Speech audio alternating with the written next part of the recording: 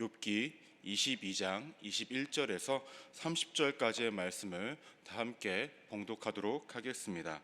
너는 하나님과 화목하고 평안하라. 그리하면 복이 내게 임하리니 청하건대 너는 하나님의 입에서 교훈을 받고 하나님의 말씀을 내 마음에 두라. 내가 만일 젖는 자에게로 돌아가면 내가 지음을 받을 것이며 또 내 장막에서 불의를 멀리하리라. 내 보화를 티끌로 이끌고 오빌의 금을 계곡의 돌로 여기라. 그리하면 젖는 자가 내 보화가 되시며 내게 고귀한 은이 되시리니 이에 내가 젖는 자를 기뻐하며 하나님께로 얼굴을 들 것이라. 너는 그에게 기도하겠고 그는 들으실 것이며 너의 서원을 내가 갚으리라. 내가 무엇을 결정하면 이루어질 것이요 내 길에 빛이 비치리라. 사람들이 너를 낮추거든 너는 교만했노라고 말하라. 하나님은 겸손한 자를 구원하시리라. 죄 없는 자가 아니라도 건지시리니 내 손이 깨끗함으로 말미암아 건지심을 받으리라. 아멘. 할렐루야. 너무 잘 오셨습니다. 저도 잘 온 것 같습니다. 성도님들을 마주할 수 있는 것이 목회자에겐 정말 큰 복인데 그 복을 제가 지금 받고 누리고 있는 듯합니다. 얼마나 하나님께서 복을 주시려고 하는지 어제 저녁에도 다니엘 기도에 설교하게 하시고 또는 새벽에도 이렇게 또 새벽 예배 설교하게 하시니 성도님들 또 마주하게 하시니 너무나 큰 은혜가 가득한 것 같습니다. 이 은혜 저만 누리는 시간이 아니라 여기 계신 모든 분들이 함께 누리고 받고 또 그래서 성취하는 시간이 되기를 주님의 이름으로 축원합니다. 날씨가 점점 추워지고 있죠. 항상 건강 조심하시고 제가 새벽 제단에 올라와서 항상 드리는 말씀인데 항상 건강 챙기는 것도 사명입니다. 믿으십니까? 한번 따라해 보겠습니다. 건강 챙기는 것도 사명이다. 네, 좋습니다. 오늘 저는 욥기 22장 21절에서 30절까지의 말씀을 근거로 누구나 할 수 있는 잘못이라는 제목으로 함께 은혜를 나누고자 합니다. 말씀 제목 다 같이 따라해 보시겠습니다. 누구나 할 수 있는 잘못. 네, 제목이 마음에 안 드세요? 네, 누구나 할 수 있는 잘못입니다. 오늘 말씀을 함께 우리가 봉독을 했는데 말씀을 읽으시면서 어떠한 생각이 드셨습니까? 아무런 대답이 안 나올 줄 알았죠. 아침에 무슨 생각을 그렇게 많이 하겠습니까, 사실이죠. 근데 저는 이 말씀을 준비하고 묵상하면서 어떠한 생각이 들었냐면요, 오늘 말씀은 욥의 친구 엘리바스가 욥에게 하는 말인데 사실 잘 보면 틀린 말이 없다라는 생각이 들더라고요. 더 나아가서 되게 좋은 말이다라는 생각이 들었습니다. 그렇다고 한다면 욥의 친구인 엘리바스가 욥에게 정말로 좋은 말을 한 건지 정말로 틀린 말이 없는지를 한번 보도록 하겠습니다. 아침에 조금 힘들 수도 있겠지만 한 절 한 절 우리가 조목조목 다 읽으면서 한 절 한 절씩 말씀을 보도록 하겠습니다. 먼저 21절 말씀을 보시면 이렇게 언급을 합니다. 너는 하나님과 화목하고 평안하라. 그리하면 복이 내게 임하리라 라고 합니다. 여기까지 딱 말씀을 보시면 어떻습니까? 좋은 말인가요? 나쁜 말인가요? 듣기 참 좋은 말이에요. 그렇죠? 이걸 누가 얘기한 겁니까? 엘리바스가 욥에게 이렇게 이야기를 하고 있다는 거죠. 너가 하나님과 화목하고 평강하라. 그럼 너는 복을 받을 것이다. 복이 내게 임할 것이다 라고 얘기합니다. 참으로 좋은 말이에요. 틀린 말 하나도 없습니다. 그렇죠? 근데 그 다음부터 보시면요, 22절부터 보시면 엘리바스가 욥에게 이야기를 하는데 너가 하나님과 화목하기 위한 조건 내가 세 가지를 이야기해 줄게 라고 하면서 22절에서 언급을 합니다. 22절을 보시면 청하건대 너는 하나님의 입에서 교훈을 받고 하나님의 말씀을 내 마음에 두라 라고 얘기합니다. 하나님과 너가 화목할 수 있는 첫 번째 조건은 무엇이냐면 하나님의 교훈을 받아들여야 한다라고 합니다. 하나님의 말씀을 마음에 두라라는 거예요. 틀린 말입니까? 맞는 말이죠. 이게 하나님과 화목할 수 있는 첫 번째 조건이라고 엘리바스가 욥에게 이렇게 이야기하고 있는 것입니다. 두 번째 조건은 무엇이냐면 23절 말씀을 보시면 이렇게 언급하고 있습니다. 내가 만일 젖는 자에게로 돌아가면 내가 지음을 받을 것이며 또 내 장막에서 불의를 멀리하리라 라고 얘기합니다. 두 번째 조건은 무엇이냐면 젖는 자에게 돌아가고 불의를 멀리하라는 거예요. 그렇게 했을 때 너가 하나님과 화목을 이룰 수 있다라고 이야기를 합니다. 마지막으로 세 번째 조건은 무엇이냐면 24절 말씀을 보시면 내 보화를 티끌로 여기고 오빌의 금을 계곡의 돌로 여기라라고 합니다. 하나님과 화목할 수 있는 조건 세 번째는 무엇이냐면 재물에 대한 세속적인 욕심을 버리라라고 이야기를 하는 거예요. 여기 정리해 보면 이렇습니다. 엘리바스라는 욥의 친구가 욥에게 이야기를 하는데 너 하나님과 화목해라. 근데 네가 하나님과 화목할 수 있는 첫 번째 조건은 무엇이냐면 하나님의 교훈을 받아들여야 한다라고 얘기하고요. 두 번째 조건은 무엇이라고 얘기했냐면 젖는 자에게로 돌아가고 불의를 멀리하라라고 이야기합니다. 마지막으로 세 번째 조건은 무엇이냐면 재물에 대한 세속적인 욕심을 버려야 한다라고 이야기합니다. 이렇게 했을 때 너가 하나님과 화목할 수 있다라고 이야기를 합니다. 다 좋은 말이고 다 맞는 말이었다는 거죠. 이렇게 했을 때에 어떠한 복이 너에게 임할 것이냐라고 이제 25절부터 욥의 친구 엘리바스가 욥에게 이야기를 합니다. 25절 말씀을 보시면 이렇게 언급하고 있습니다.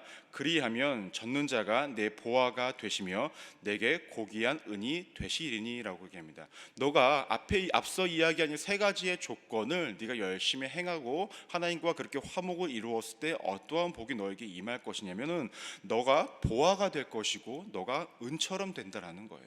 진짜와 보화가 은처럼 되기도 하겠지만 비유적으로 이야기를 한 거겠죠. 그만큼 너를 하나님께서 귀중한 자로 만드시겠다라고, 존귀한 자로 만드시겠다라고 성경에서는 이야기하고 있는 것입니다.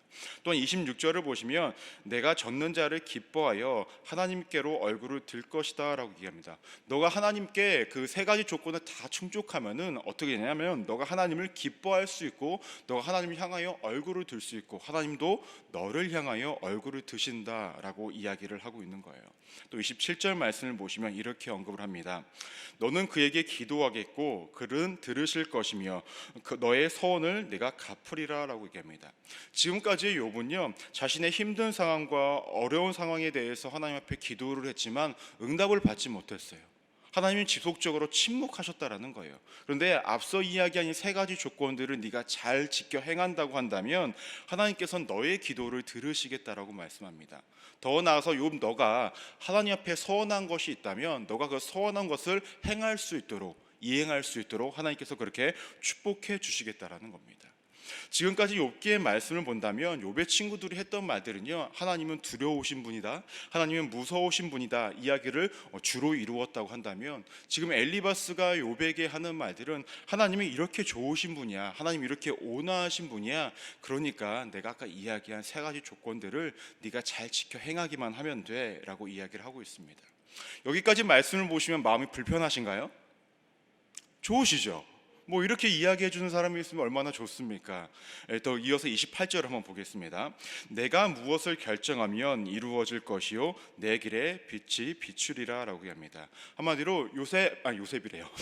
욥 네가 만약에 하나 끊고 가겠습니다. 어제 그 설교하다가 뒤에 요셉 이야기를 하는데 어제 요셉 때는 욥 이야기를 했고 오늘 또 욥 이야기할 때 요셉 이야기를 하고 있네요. 이게 잘 안 붙네요. 오늘 이상합니다. 아무튼 넘어가겠습니다.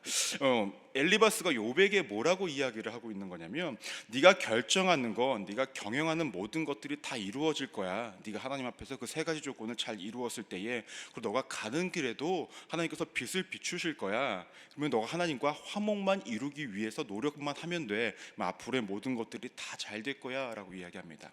마지막으로 29절에서 30절 말씀을 보시면 이렇게 언급하고 있습니다. 사람들이 너를 낮추거든 너는 교만했노라고 말하라. 하나님은 겸손한 자를 구원하리라.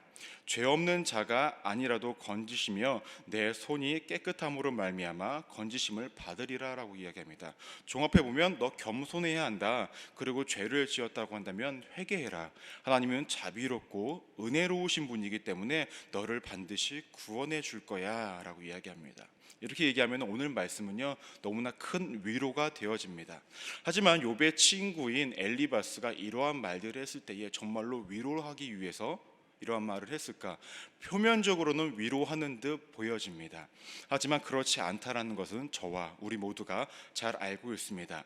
그러면 엘리바스를 비롯해서 욥의 친구들이 욥에게 하는 충고와 권면들이 무엇이 잘못되었을까라는 거예요. 첫 번째로 무엇이 잘못되었냐면요, 모든 충고와 권면의 기초가요, 비난과 정죄로부터 시작되었다라는 거예요.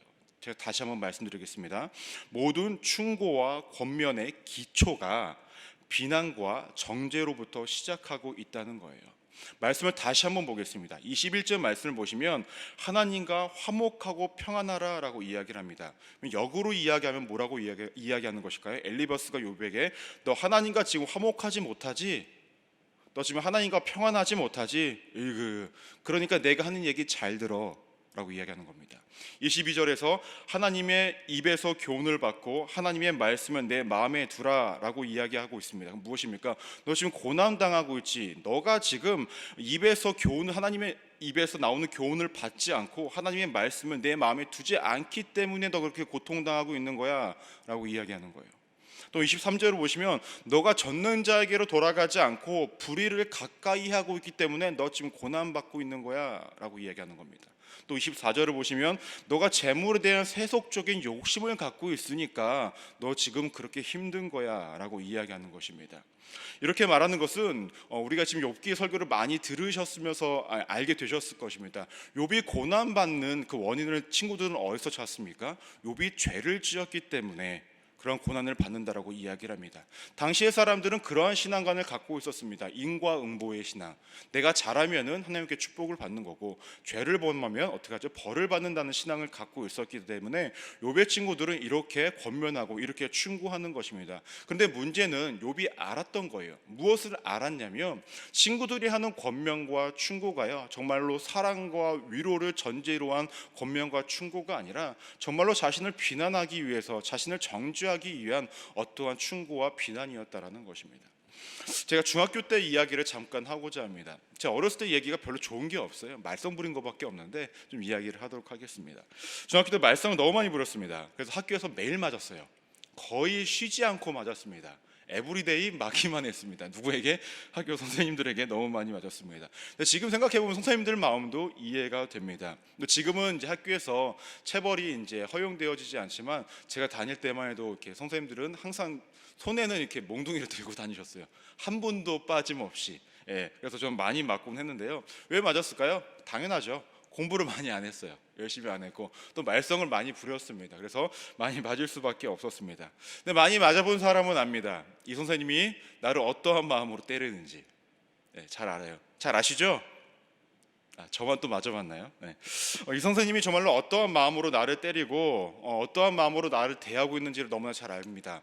내가 정말로 잘못해서 때리는 거 내가 알고요. 이 선생님이 정말 감정적으로 때리는 것도 내가 잘 알고 있습니다.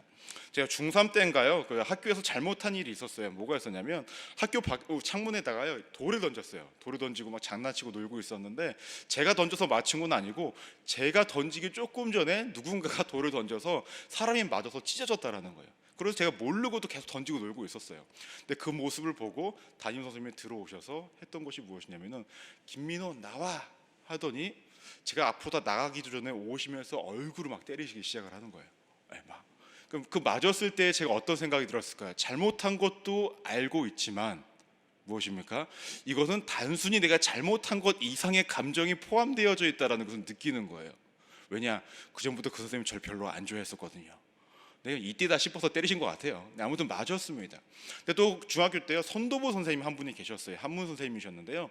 항상 아이들이 등교를 할 때에 복장이 잘못되어지면 기합을 주시거나 이렇게 하셨습니다. 근데 그 선생님이요, 학생들을 이렇게 체벌을 하시고 때로는 때리실 때도 있는데요. 저를 포함해서 많은 학생들이 지금 동창들하고 이야기를 해도 무엇라고 얘기하냐면요, 그 선생님이 때린 거는 우리가 잘못한 거 맞았어. 그분은 때릴만 했어라고 얘기합니다. 왜 그럴까요? 맞는 사람도 느끼고 있는 거예요. 그 사람이 나를 정말로 사랑하는 마음으로 내가 잘 되기 원하는 마음으로 나를 체벌한 것인지 아니면 정말로 감정적으로 한 것인지를 명확히 알고 있었다는 거죠. 그럼 욥의 친구들과 많은 대화를 통해서 이야기를 하고 있었는데 친구들이 하는 이야기, 그 충고와 권면들이 정말로 사랑해서 한 말인지 아니면 비난을 전제로 한 말인지 알았을까요? 몰랐을까요? 알았을 것입니다. 육체적으로 상황적으로 고통당하고 있는 욥의 삶이 너무나 힘들고 버거웠는데 자신이 그동안 믿고 있었던 그 친구들의 그 말들이 정죄와 비난을 전제로 한 충고와 권면이었기 때문에 어찌 본다면 욥은 그의 마음 가운데 더 힘듦과 어려움들이 있지 않았을까라는 것입니다. 그렇다면 우리 주변에도 욥과 같이 힘들어하는 사람들, 고난과 어려움 가운데 있는 사람들이 분명히 있을 것입니다. 우린 그 사람들에게 어떻게 다가가야 할까라는 거죠. 단순히 멀리서 지켜보기만 해야 할까요? 아니면 욥의 친구들처럼 비난과 정죄하는 마음으로 충고와 권면을 해야 할까요? 아닙니다. 우리는 그들을 위로하고 권면해 줘야 되겠죠. 사랑으로 품어줘야 되겠죠. 그러면 어떻게 위로하고 어떻게 권면을 해야 할까라는 것입니다. 신약 성경을 보시면 빌레몬서가 있습니다. 제가 가끔 드리는 말씀인데 오늘 하루 내가 날 잡고 성경 한 권을 읽겠다, 한 부분을 읽겠다라고 하면은 어디를 읽어야 되죠? 신약은 빌레몬서를 읽으시면 됩니다. 왜냐? 한 장밖에 없기 때문에. 그렇죠? 한 권을 다 읽으시는 거죠. 그 빌레몬서를 보시면은 이렇습니다. 바울이라는 사람이 빌레몬에게 편지를 씁니다. 편지의 내용은요, 빌레몬의 집에서 종살이를 하였던 오네시모라는 사람을 용서하라라는 거예요. 왜 이 사람이 용서를 받아야만 했냐면 빌레몬의 집에서 종노릇을 하던 오네시모라는 사람이 종으로서 살아갔을 때에 몰래 도망을 간 거예요. 왜냐? 로마라는 곳에 가서 자신의 꿈을 펼치기 위해서. 근데 종은 어떠한 사람입니까? 주인의 집에서 노동을 해야만 한 사람이고 주인의 어떤 그 소유에 불과한 사람이었다라는 거죠. 그 종이 도망가면은 누군가는 노동을 해야 하는데 어떡합니까? 노동을 할 수 없기 때문에 이 주인은 손해를 볼 수밖에 없었습니다. 당시 문화적으로 어떠한 것들이 있었냐면요, 노예가 종이 만약에 주인을 도망갔을 때는요, 주인이 종을 마음대로 할 수 있었다고 합니다. 때로는 처벌을 넘어서서 죽이는 것까지도 용인되던 시기였다고 합니다. 그렇다고 한다면 이 빌레몬이라는 사람은 오네시모를 어떻게 하죠? 죽여도 또 처벌해도 상관이 없는 상황이었다는 겁니다. 이런 와중에 바울이 누구에게? 빌레몬에게 편지를 써서 너의 종이었던 오네시모를 용서해 달라고 이렇게 권면하고 요청하고 있는 것입니다. 왜 이러한 요청을 했을까요? 바울도 빌레몬에게 복음을 전했을 때에 빌레몬도 하나님이 보시기에 아름답고 합당한 모습이 아닌 삶을 살아왔기 때문에 너도 나를 통하여서 예수 그리스도를 알아서 너의 삶이 변하여지지 않았느냐. 오네시모, 너의 종이었던 오네시모도 나를 만남으로 통하여서 예수 그리스도로 접하게 되었고 이전과는 다른 삶을 살아가고 있으니 너가 용서함을 받은 것과 같이 너도 그를 용서해 달라고 이야기를 합니다. 그런데 믿음의 스승이었던, 믿음의 아비였던 바울이 빌레몬에게 권면을 하지 않아도 됩니다. 왜냐하면 1차적으로 나이가 많았습니다. 바울이. 두 번째로는 믿음의 스승이고 믿음의 아버지였기 때문에 강압적으로 이야기도 할 수 있었겠죠. 하지만 바울은 빌레몬에게 이렇게 강압적으로 강하게 이야기를 하지 않습니다. 그리고 사랑이 담긴 말로 권면하고 사랑이 담긴 말로 그에게 충고를 하고 있다는 것이죠. 왜 이렇게 바울이 할 수 있었을까라는 것입니다. 빌레몬서 1장 4절 말씀을 보시면 이렇게 언급하고 있습니다. 내가 항상 내 하나님께 감사하고 기도할 때에 너를 말함은 얘기합니다. 그래서 여기서 필수적인 것은 무엇이냐면은 내가 항상 감사하고 하나님께 감사하고 기도할 때에 너를 말함은이라고 얘기합니다. 바울이라는 사람은 자신을 통하여서 예수 그리스도를 알게 되었던 그 빌레몬을 위해서 항상 기도를 했다라는 거예요. 그래서 그에게 충고를 했을 때에 단순하게 어떻게 하죠? 자신의 사경과 자신의 지위와 자신의 어떠함으로 그에게 권면하고 충고를 했던 것이 아니라 기도하는 마음으로 기도를 통해서 그들에게 충고를 하고 권면할 수 있었다는 것입니다. 이어서 빌레몬서 1장 8절 말씀을 보시면 이렇게 언급합니다. 도리어 사랑으로서 간구하노라라고 합니다. 바울이 빌레몬에게 했던 그러한 충고와 권면은요, 사랑을 전제로 했던 어떤 충고와 권면이었다는 것입니다. 이렇게 본다면 바울이 빌레몬에게 했던 권면과 충고, 또 욥의 친구들 엘리바스가 했던 욥에게 했던 그 충고와 권면은 전혀 다른 색깔, 다른 느낌이었다라는 거죠. 그렇다면 우리가 여기서 명확히 기억해야 할 것이 있습니다. 우리의 삶에 힘들고 어려운 사람들, 더 나아가서 우리 가까이 있는 자녀분들에게 우리가 무엇인가를 충고하고 권면할 때에 우리가 어떠한 것을 기반으로, 어떠한 것을 기초로 해야 할까라는 거죠. 내 사견과 나의 지위와 나의 어떠한 능력과 나의 어떤 명예를 가지고 누군가에게 이야기하는 것이 아니라 우리는 먼저 그 사람을 위해서 기도해야 된다라는 것입니다. 더 나아가서 우리 그 사랑을 사랑하는 마음으로 그 모든 것들과 권면과 충고가 이루어져야 한다는 것입니다. 여러분들은 자녀분들을 위해서 기도를 많이 하실 것입니다. 새벽 예배에 나오신 분들은 당연히 그 정도는 하실 것입니다.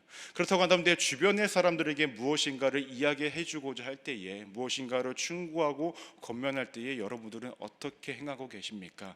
지금까지 내가 살아온 지식과 지혜를 가지고, 나의 사견을 가지고 그렇게 충고하고, 아니면 나의 나이와 나의 연륜과 이 모든 것들을 가지고 충고하고 권면하고 계십니까? 아니면 내가 그 사람을 위해서 기도하고 내가 그 사람을 사랑하는 마음으로 충고하고 권면하고 계십니까? 만약에 우리가 욥의 친구들과 같이 그러한 권면을, 비난과 정죄를 기반으로 한 우리가 충고와 권면을 하고 있다면 우리는 지금 욥의 친구들과 다르지 않는 삶을 살아가고 있다는 것입니다. 저는 우리가 좀 달라지기를 소망합니다. 믿음의 공동체 안에서 누군가에게 권면을 하고 충고를 해야 할 때가 굉장히 많습니다. 그럴 때가 혹시 있으십니까? 그럼 먼저 우리 입을 먼저 닫았으면 좋겠습니다.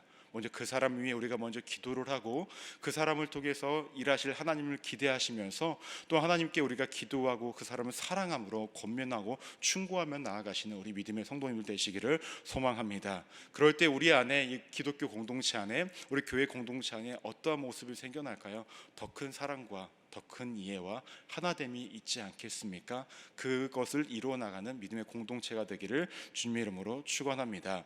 또 그 욥의 친구들, 그또 욥의 친구들과 엘리바스가 또 어떠한 잘못을 했었냐면요.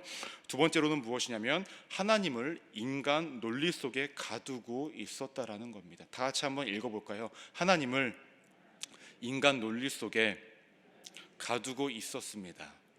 네, 25절부터 보시면요, 시작된 축복들의 내용들을 보시면 이렇게 이야기를 합니다. 특징들은 무엇이냐면요, 욥이 무엇을 한다면 하나님이 이렇게 하실 거야 라고 얘기합니다.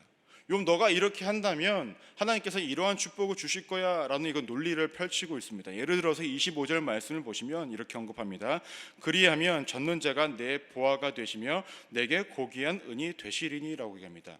아까 22절부터 23절까지 세 가지 조건을 말씀드렸잖아요. 이 세 가지 조건 네가 행한다면 적는 자가 내 보화가 되고 내게 고귀한 은이 되시겠다라고 하면서 이런 논리를 펼치고 있습니다. 지난번에 제가 욥기 설교를 했을 때에 기억나시는지 모르겠는데 그때 함께 나누셨던 부분들이 어떠한 것이었냐면요, 욥의 친구들은요, 자신들이 경험한 하나님이 하나님의 전부이냐, 하나님의 모든 부분이냐 이야기하고 있었다라는 거예요. 그러다 보니 자신들은 하나님을 예측할 수 있는 듯, 자신들이 이렇게 하면 이렇게 움직여 주실 거라는 것도 예측하면서 자신들의 논리를 펼치면서 살아갔다라고 말씀드렸습니다. 지금 역시도 엘리바스가 그러한 형태로 욥에게 이야기하고 있습니다. 그리고 그러한 믿음을 가지고 욥에게 충고하고 권면하고 있다는 것입니다. 이것이 의미하는 것이 무엇이냐면 인간의 경험과 지혜와 지식을 기준에 따라 하나님이 움직여 주신다라는 거예요. 나의 경험에 따라 하나님이 움직여 주신다라고 합니다. 29절을 보시면 이렇게 이야기합니다. 사람들이 너를 낮추거든 너는 교만했노라고 말하라. 하나님은 겸손한 자를 구원하시리라 라고 얘기합니다. 너가 겸손하면 하나님이 구원하시겠다는 거예요. 근데 욥기 어디서도 봐도 하나님께서 욥에게 너 교만하다라고 말씀하신 적이 아직까지는 없다는 것입니다. 즉 친구들은 자신들의 논리 속에 하나님을 가두고 이렇게 하면 하나님께서 복 주실 거야 라는 생각으로 모든 것들을 권면하고 생각하고 논리를 펼쳐가고 있다는 것입니다. 또한 이들이 잘못한 것은 무엇이었냐면요, 하나님 앞에 의무를 지워버렸습니다. 하나님한테 의무를 준 것이에요. 하나님, 우리가 이렇게 하면 하나님께서 이렇게 일하실 거잖아요. 이렇게 일하셔야 되지 않겠습니까? 라고 얘기하는 거죠. 간단히 표현하면 이렇습니다. 하나님, 제가 이러한 행동을 했습니다. 이러한 모습을 갖추고 있습니다. 하나님 어떻습니까? 잘했죠? 나 잘하고 있죠? 자, 이제 뭐 좀 주십시오. 이러한 논리가 당시에 욥의 친구들에게 있었다는 것이죠. 자신들이 경험했던 하나님, 인과응보의 하나님, 내가 하나님 앞에 잘하면 나 복 받을 거야. 그러니까 하나님, 나 이만큼 잘하지 않았습니까? 기도했죠, 말씀 받죠, 하나님 뜻대로 살아가기를 노력했죠. 그러니까 인제 복 주십시오. 이 논리를 누가? 욥의 친구들이 펼치고 있었고, 그러한 형태로 욥에게 권면하고 충고하고 있었습니다. 어찌 본다면 욥의 친구들과 당시의 믿음은요, 하나님과 흥정하는 믿음이었는지 모르겠습니다. 내가 이만큼 했으니까 이만큼 주십시오라는 그러한 믿음 말입니다. 근데 저는 우리가 이러한 오류에 빠지지 않기를 소망합니다. 사실 우리가 하나님 앞에 구원을 받았다라는 것, 예수 그리스도를 통해서 우리가 구원을 받았다라는 것만으로도 우리가 하나님 앞에서 흥정할 거리가 있습니까? 없습니다.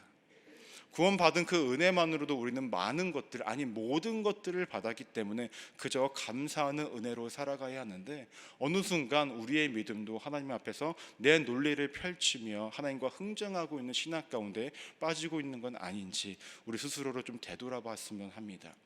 어떠십니까? 오늘 말씀을 보시면 표면적으로는 그럴듯하게 위로를 가장한 욥의 친구의 말처럼 보이지만 그렇습니까? 그렇지 않았다라는 거죠. 그 충고와 권면의 말에는 사랑과 위로는 전제되어 있지 않았고 비난과 정죄만이 가득했습니다. 또한 그 친구들의 말 가운데는 무엇이 있었습니까? 자신들의 논리를 하나님을 그 안에 가두기를 소망했었고, 자신들이 무엇인가를 했다며 하나님께서 무엇인가를 주셔야만 하는 또 하나님께 의무를 지우는 그러한 신앙 가운데 살아가고 있었다는 것입니다. 저는 아까도 말씀을 드렸듯이 저를 포함해서 우리 모두가 하나님 앞에 그러한 흥정하라는 신앙이 아니라 그저 은혜를 바라보고 나아가는 은혜의 신앙을 갖기를 소망합니다. 오늘 어떠한 믿음으로 어떠한 마음가짐으로 이 자리에 나와 기도하고 계십니까? 하나님 앞에 흥정하기 위해 나오셨습니까? 아니면 그저 하나님, 나를 구원해 주심에 감사합니다, 그 구원의 은혜에 힘입어 나 오늘도 한 걸음 한 걸음씩 주의 뜻을 따라가기를 소망하고 주님이 가신 그 길을 가기를 소망하오니 내게 또 다른 은혜를 허락하여 주옵소서라는 믿음의 고백을 하러 나오셨습니까? 저와 우리 모두가 이 후자가 되어야 하지 않겠습니까? 오늘 말씀 제목은 누구나 할 수 있는 잘못이었습니다.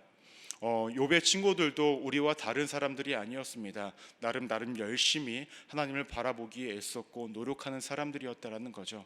하지만 그들도 잘못할 수밖에 없었고 스스로가 오류에 빠질 수밖에 없었고 자신들의 삶이, 자신들의 생활이, 자신들의 지식이 앞설 수밖에 없었음을 스스로가 보여주고 있습니다. 우리 역시도 그럴 수 있다는 걸 기억하시고 이러한 삶 가운데 빠지지 않기 위해서 항상 믿음 가운데 중심을 잘 잡고 살아가시는 우리 믿음의 성도님들 되시기를 주님의 이름으로 축원합니다. 기도하시겠습니다. 하나님, 우리의 믿음과 우리의 신앙은 많이 부족합니다. 그래서 우리가 때로는 욥의 친구들처럼 누군가에게 정죄하고 비난할 수도 있고 또 내 말이 모든 것들이 맞느냐 이야기하며 살아갈 수도 있습니다. 하나님, 우리 안에 하나님의 사랑과 누군가를 향한 간절한 중보와 기도를 통하여서 누군가에게 권면하고 충고할 수 있는 믿음의 역량과 마음의 크기를 우리에게 허락하여 주옵소서. 그로 인해서 여의도 순복음 분당교회가 정말로 믿음으로 하나 되고 사랑으로 하나 되고 위로가 넘치는 공동체가 되어지게 하여 주옵소서.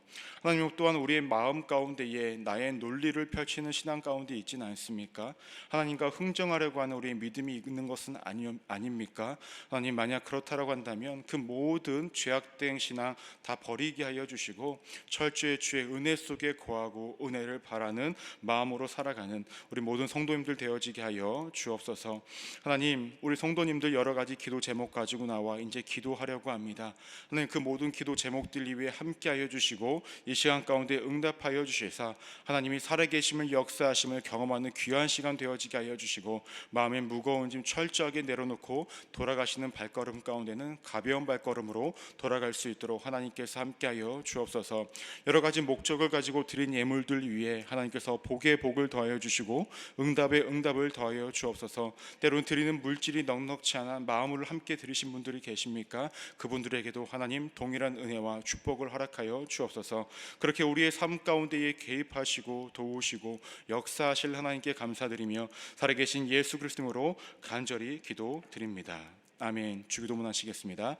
하늘에 계신 우리 아버지여, 이름이 거룩히 여김을 받으시오며 나라가 임하옵시며 뜻이 하늘에서 이루어진 것 같이 땅에서도 이루어지리라. 오늘 우리에게 일용할 양식을 주시옵고 우리가 우리에게 죄 지은 자를 사하여 준 것 같이 우리의 죄를 사하여 주시옵고 우리를 시험에 들게 하지 마시옵고 다만 악에서 구하시옵소서. 나라와 권세와 영광이 아버지께 영원히 있사옵나이다. 아멘. 이제는 기도하는 시간입니다. 나라와 민족을 위해서 기도해 주시고 여의도 수목원교회를 위해 기도해 주시고 또 대표 총회장이신 이영훈 목사님의 영유권의 강건함을 위해서 기도해 주시기를 부탁드립니다.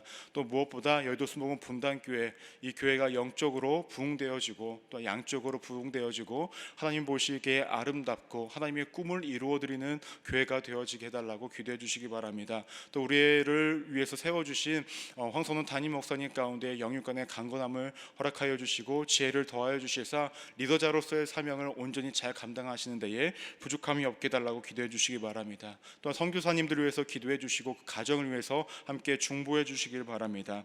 무엇보다 성령 충만과 개인의 문제 해결을 위해서 또한 주신 말씀을 기억하시면서 주의 세 번 외치시고 간절히 기도하시겠습니다. 주여, 주여, 주여.